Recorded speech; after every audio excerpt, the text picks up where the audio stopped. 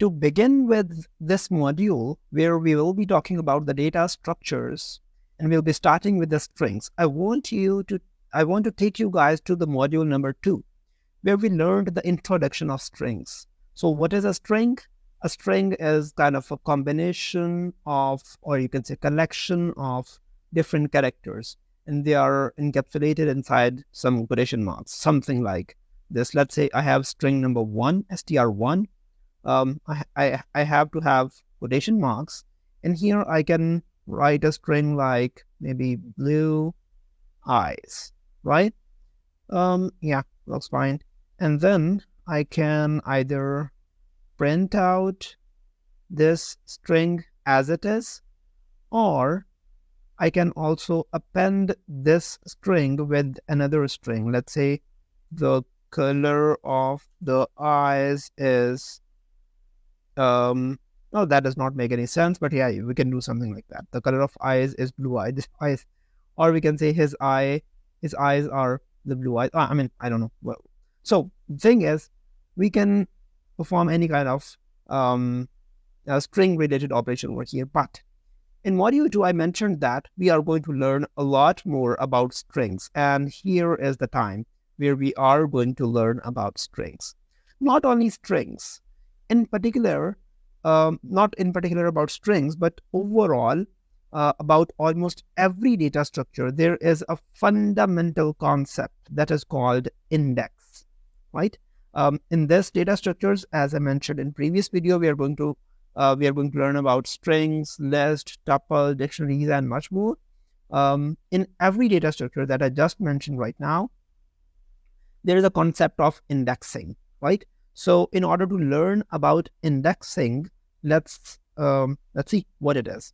So for example, we had a string, right? So the string says B, L, U, E, and then we had a space. So I'm denoting space by this, okay? And then E, Y, E, S. At last, I will say full stop, okay? Now, remember, this empty space and this full stop, they both are valid characters, so we cannot ignore them, right? Obviously, in memory, we have to have some space to store these characters as well. Cool. So this is the string. We can call it as str1, right? Now, I want to tell you guys how this string is actually stored at backend, at the memory, right? So you can assume, or you can visualize in your mind, a memory is like these kind of cells, where in each cell we can store each character, right? Obviously, a string is a combination of multiple characters.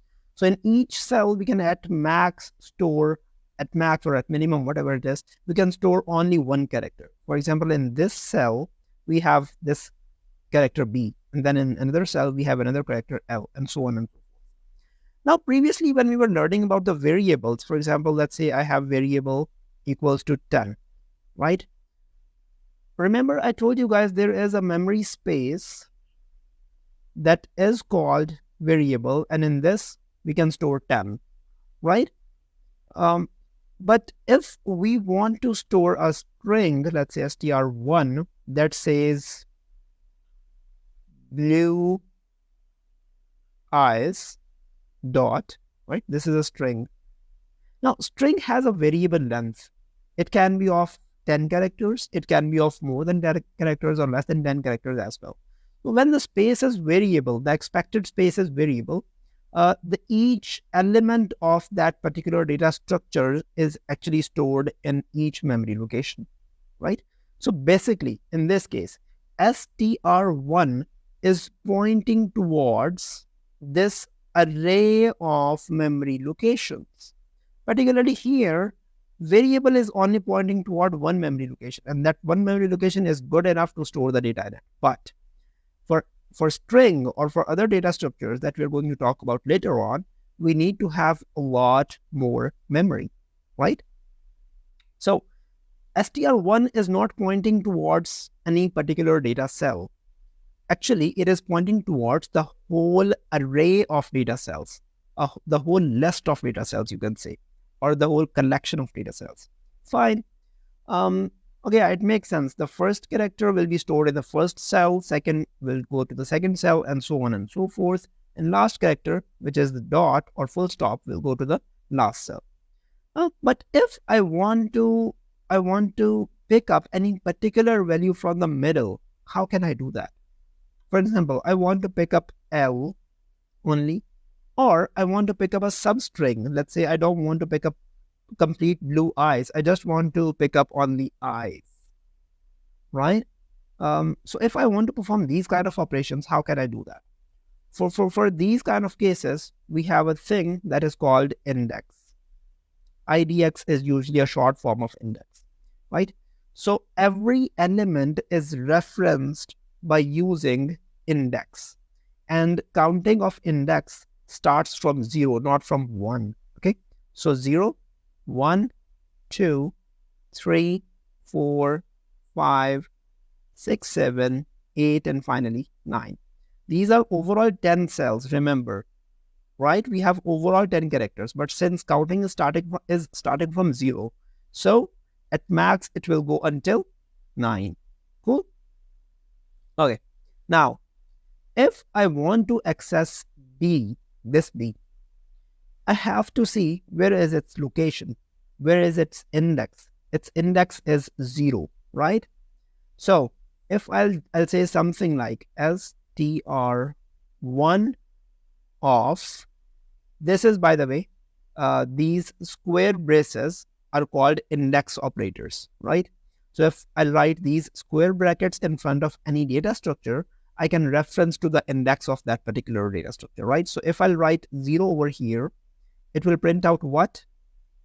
It should print out B only, right?